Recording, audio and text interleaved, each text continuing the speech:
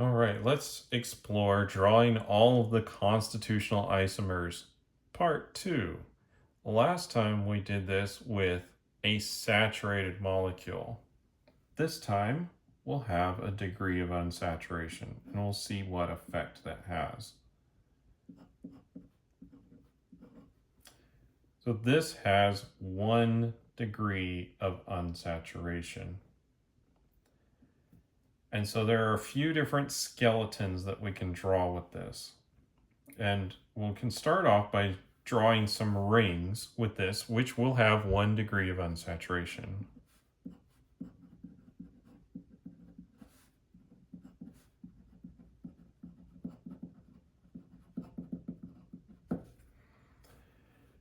You can tell this has 1 degree of unsaturation because it's missing some hydrogens versus it's saturated. Anyway, we'll just start drawing the structures. So we could have a cyclopropane ring with an alcohol. And if we were to total up the number of hydrogens, let's just verify that we're on track here. We have 3 carbons, we have an oxygen, we have 1 hydrogen there, 1 here, 2 here, and 2 here. So that is 6. So we have the right structural formula. Now we could move the oxygen into the ring.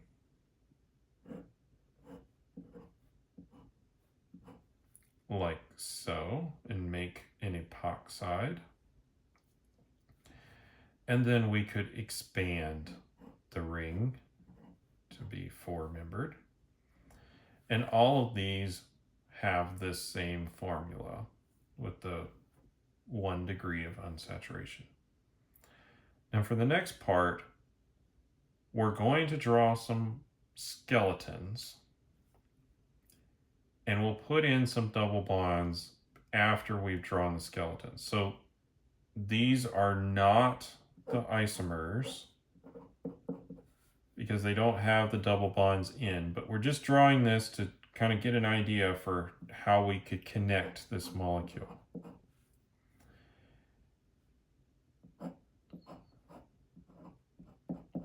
So these are the possible ways that we could connect this, and all of these are not isomers of the above, right? They're actually isomers of each other, but we'll just put those in a box. These are just the skeleton. We have to add the unsaturation. So let's look at the places that we could add unsaturation. We can add it to this first bond right here, and then we would have the correct formula. So let's draw that. So there is an isomer of our C3H6O. We could move the double bond into the middle. That's a new isomer. And we could put the double bond onto the oxygen and give us an aldehyde. That's possible for that. For this one, we can really just have the double bond on this first carbon here. Double bonds to the oxygen where there's other carbons, it just has too many bonds running to the oxygen. And unless you want to try to put positive charges on things, not really allowed.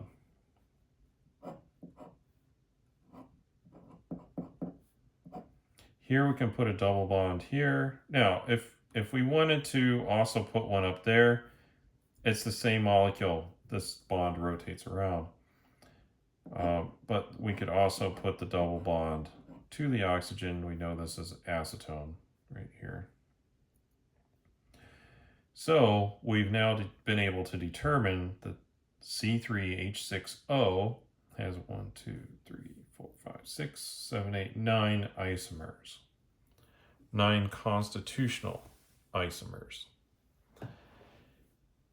It is useful to be able to draw all the isomers just to get a better feel for what's possible and to think about all of the possible connections that we could have.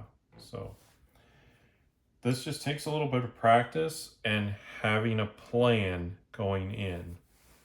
Now, here we drew up this skeleton just like we did in the last video, and then we started adding the additional double bond in. In the previous video, we were adding chlorines in different positions, but it just helps us to think one piece at a time.